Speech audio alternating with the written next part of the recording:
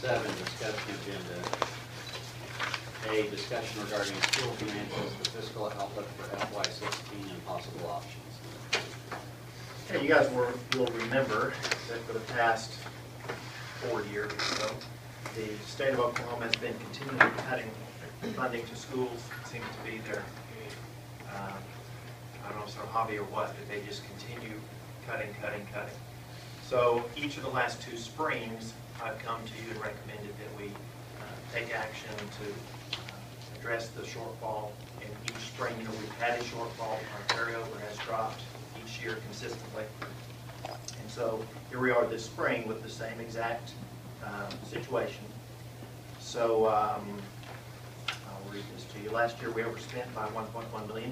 That's, in other words, our expenditures were more than the revenues that came in. That's what I mean by that. So our carryover last year drops to $2.7 million. We enacted some cuts for this year, but not nearly enough to bridge that $1 million shortfall that we had last year. All year long, I've estimated that our over expenditures for this year would be about $800,000, which is a reduction from the $1.1 million from last year, which is good. We did good, but going a third of the way isn't the same as going 3/3 of the way. So it's closer to the end of the fiscal year, have a little bit better picture using last year's expenditures to finish out the last 2 months. That's how I'm calculating this. I'm estimating that we will have trimmed $379,522. We needed to trim $1 million or $1.1 million. So we have made progress, but we've, like I said, going a third of the way isn't the same as going 3/3. So this is an improvement over last year. That still puts us overspent by this projection by $720,000, $478. If that is true, our carryover at the close of this fiscal year will be down to $2,027,958. Last year our carryover was 2.7, and now it's going to be 2. We must close this gap. We must do it now. We've got to cut our expenses by approximately $750,000 for next year to do this. Again, these are just estimates. Until the year actually closes, you don't know, because every month things fluctuate. The money that comes in from the state fluctuates from what they promise you. The money that things cost fluctuates from what you thought it was going to be. Until the year actually closes, we don't have the final numbers. But we're looking at being $750,000 the wrong direction. We've got to fix this. Now, the last 2 springs, I've suggested some reductions, some consolidations to get this done. And I understand no one wants to do that. I get that. But in the end, we're only given X amount of dollars by the state to run our school. And in the end, we've got to get to the point where that's all we're using to run the school. Once you get your carryover set to where it needs to be to deal with your cash flow that you have to have, on any given year, you should not spend more than your revenues were the previous year. We've got to get to that point. Otherwise, our carryover keeps dropping and dropping. Now, if we don't take some action now, we've kicked this can down the road as far as we can go. If we do not take action to fix this during this next fiscal year, the following year, and I'm not trying to be over dramatic, I'm not trying to be drama queen, we will go belly up simply because you cannot keep spending more than comes in. Now, it's not fair. We don't like it. We wish things were different, but the legislature has been on this trajectory to cut. This year they've enacted more tax cuts. Everyone sitting at this table in this room is going to get $31 back on their taxes, but yet the result of that as a state is hundreds of millions of dollars. They're cutting prisons, roads, everything's getting cut. But we can't fix that. We have to live solely on the amount of money that comes in. If you're running your household budget and you need $1,200 a month to make it, but you only get $1,000, you got to live on $1,000. If it means you have to turn off the lights and turn off the heat, you got to do whatever you've got to do. So instead of continuing to beat that point, because we've had these discussions many, many times, we have to take action to get our expenses within the amount of money that the state sends us. Now, our problem here at Okmulgee is We have a blessed past. 40 years ago, we had a refinery, 2 glass plants, the old peanut oil factory, you know, the list goes on and on. But things have changed. The population of our town is now down to 12,000 people. It was half the size that it was 25 years ago. We are blessed with having these wonderful buildings that we have. But they were all built during a period of time when we had more than twice the number of kids that we have. When the city was, you know, more than twice the population that it is now. But yet we have these wonderful buildings that we like to keep and like to keep up and keep open, but it's expensive to do that. And as we also talked about many times in the past, when you're running 4 sites, you have to have 4 of everything. You have to have 4 cafeteria managers. You have to have 4 sets of cafeteria people. You've got to have 4 librarians. You've got to have 4 counselors. You've got to have 4 principals. You've got to have 4 sets of custodians. You know, my proposal in the past has been to close one of the school buildings, go down to a 3-site district rather than a 4-site district, and that saves a bunch of money. It saves some money in the physical plant because you're not heating and cooling that space. But when you compact your kids, your scheduling gets better. Like I said, you don't need 4 librarians and 4 counselors and 4 principals. You can do with less. So I know that it's unpopular. Nobody wants it. I don't want it. But in the end, we have to get to the point where we're living with the dollars they send us. So we can discuss all the different ideas and things. But in a nutshell, my proposal is that we do what I've said in the past, which would be you take 7th and 8th grade, you put them in the new building at the high school. It'll be your junior high. There's your new building.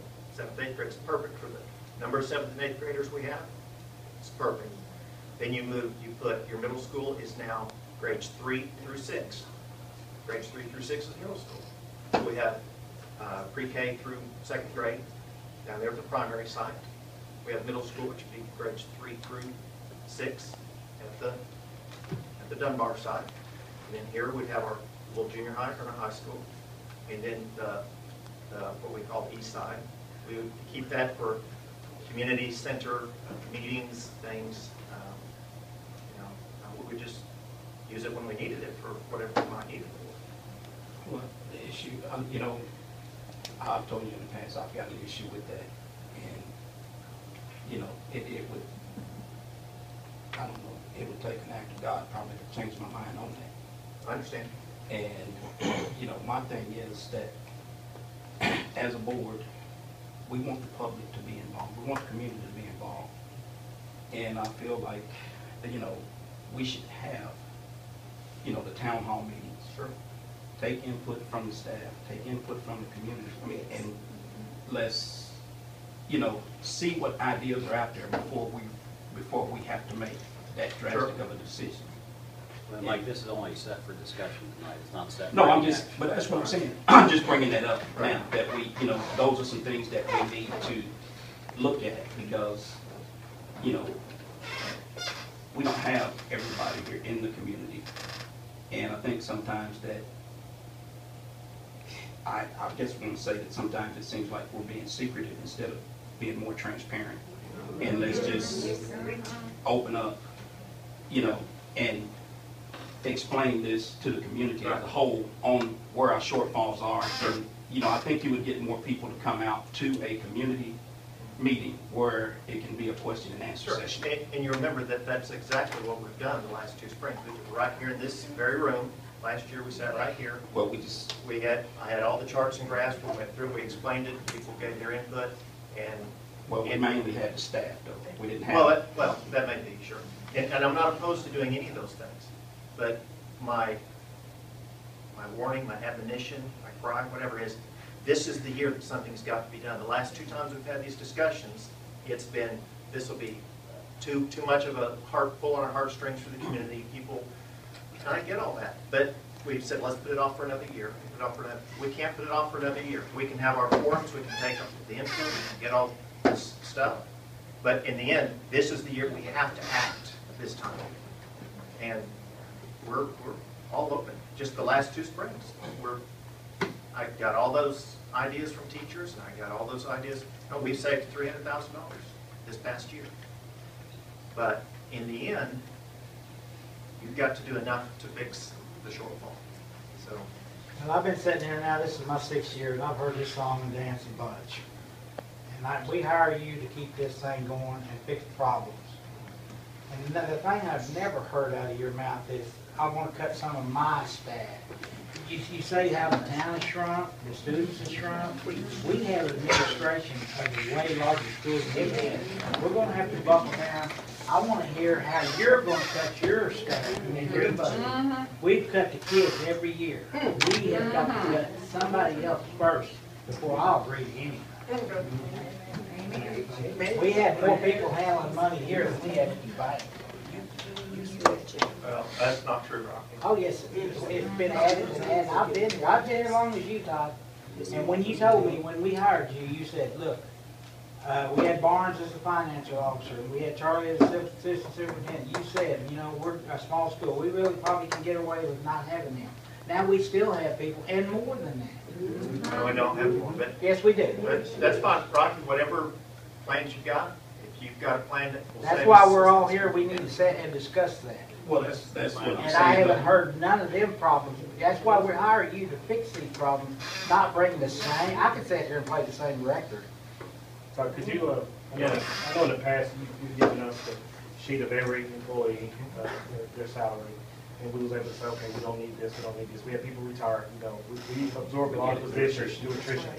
And you know, like I've said in the past, I want to exonerate all options before I agree. You know, I agree. I agree something needs to happen. I- So could you get us I'll be that? happy to do it, just like we've done the last 2 springs.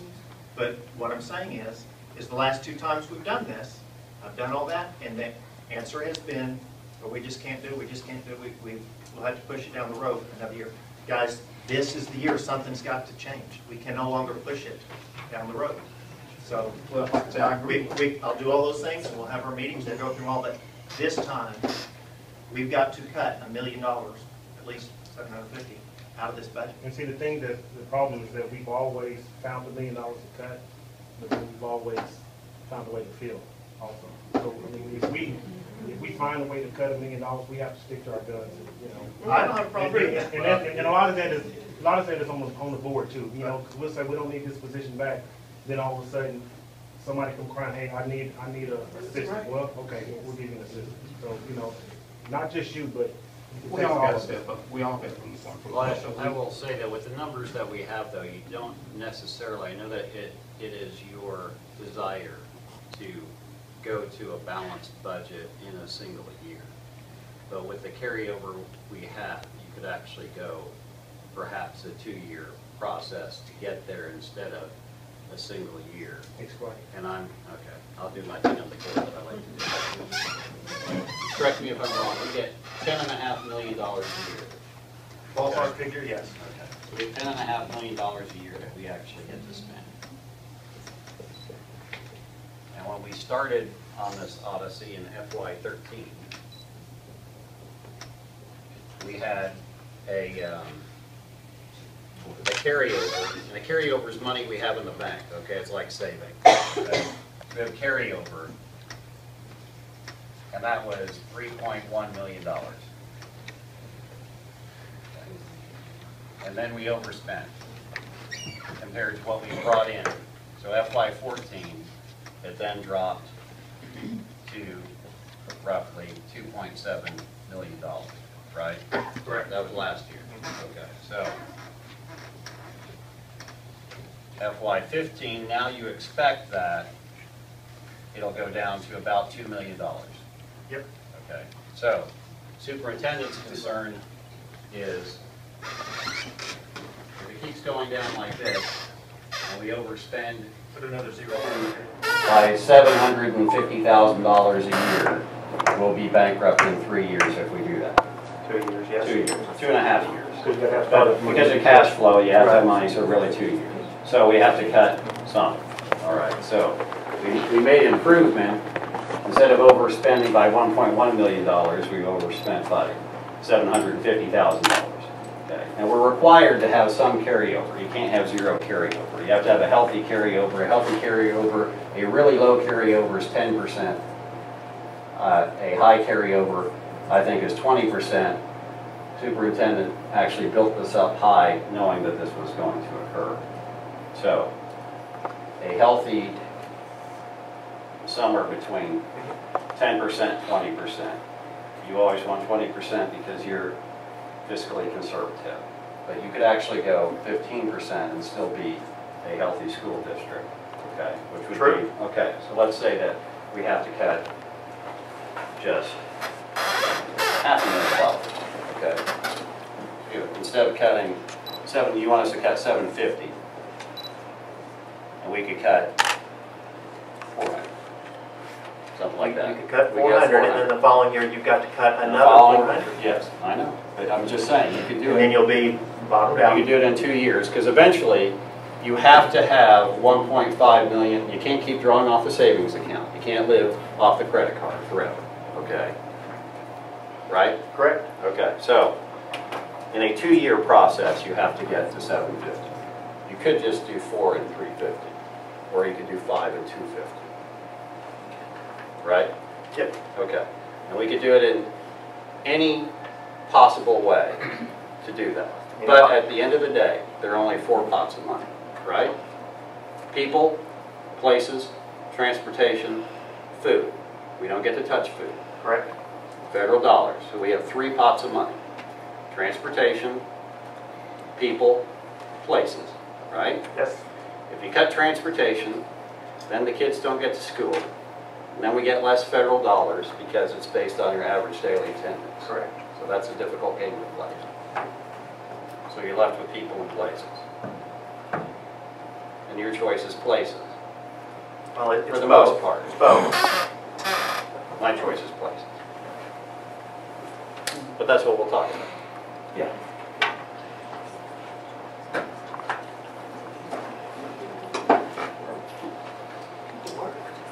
So will we set up some public forums or? Yeah, Once you get I'll all look your at the information. calendar. I'll look at the calendar. We'll figure out some dates and times. We'll put it in the newspaper. I mean, the next board meeting, the regular board meeting is the 9th, right?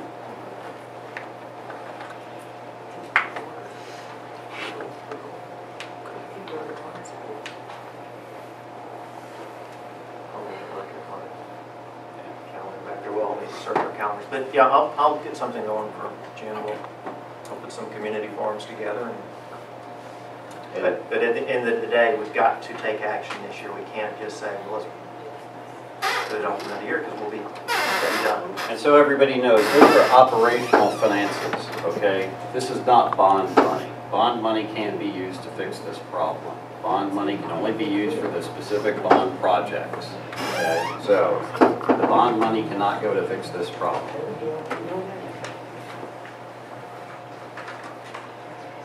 Okay, so I'll look at the calendar and we'll get some dates together and we'll get it in the newspaper and we'll. So if you guys have any Ideas, ideas, write them down suggestions, for us, please, and hey, bring them to the meeting. let us know. We need input from everybody. So is the newspaper going to be the only way you let the public know about these We'll put it meetings? on the marquee, we'll put it on the radio. Okmulgee News Network normally carry it on their site. Yeah, and we can have, I'm sure Scott will run it on the radio. We can make flyers, I mean, we can Get it out advertise, we'll advertise it, it won't be, yeah, it won't be a secret. Because, you know, there's some people in this group that do not have a newspaper. We don't listen to the radio. We need to know. As soon as one of you guys find out, please pass the word on to the next. Yeah, we'll get it out. We'll get the word out. Yeah, we can go like that. Get the word out. Board members, do you have any other discussion with regard to number 7? 8, announcements. Go Doc. 9, adjournment. So move. Second. Mr. Weimer, Aye. Mr. Lee, Aye. Mr. Tuttle, Aye. Mr. James. Aye. 8:44. My position isn't that we need to keep all the school sites. My position is that what you need to do is you need to take a look at how do you best serve the community, which is we're in a service business, educational services. How do we deliver the best education to these kids. Now, originally Okmulgee had 11 elementary schools, then we had 2, then we had 1. We've gone through consolidation before. It's not a sign of weakness. It's about trying to be a leaner, meaner fighting machine. And let's face it, we're competing with schools that were smaller schools, and they grew up with 1 school site. So Morris has 1 school site, Henrietta has 1 school site, Beggs has 1 school site. As a result of that, they have certain efficiencies that we don't have. For instance, we're running 4 buses to 4 different spots in the same neighborhood to take kids to 4 different schools. That's inefficient. Those are things that they don't have to deal with to the extent that we do. So I think it's that we should look at closing the school site. Now, it's not something that you want to have to do because it's difficult. However, my choice is always going to be we should fund the most teachers and employees possible. And if that means that you have to close, that you have to spend less money on places, on buildings, on utilities, on doubling up of staff, and instead of having 4 cafeterias, you have 3. I want to spend the money on the teachers because I think that the key to the best education in Okmulgee is to have the most teachers with the lowest student-to-teacher ratio. That's what I think is important, and so that's what guides me in my views. Okay, and these other schools, because they're running more efficiently, have they not lost as much ground as Okmulgee has, or? No, I would say, well, if you look at Beggs just has a different tax base than we do, okay? Beggs has got a huge school district. It goes way off to the north part of the county. I mean, you don't run into anything until you get to Mountain. So they have a different tax base. They have a certain advantage in their tax base.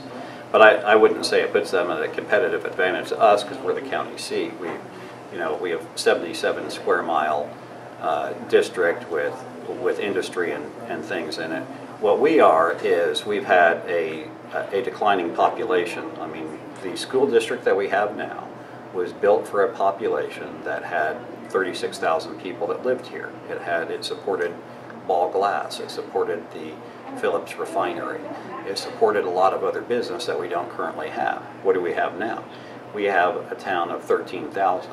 Okay, well, we have the infrastructure of a school, of a 5A school, but we're not. We're a 3A school. And so you've got to make changes according to the times. If you have teachers who have worked over in 1 school, in 1 environment, everybody has a problem with change. Nobody loves change, okay? And when you tell them, hey, we're going to pick you up and we're going to move you over here, that causes them concerns. For me, it doesn't cause me any concern. There are people who are unlucky enough to lose their schools to tornadoes and things, and they have to rebuild. At the end of the day, the school is about the teachers and the kids. It's not about the building that you're in.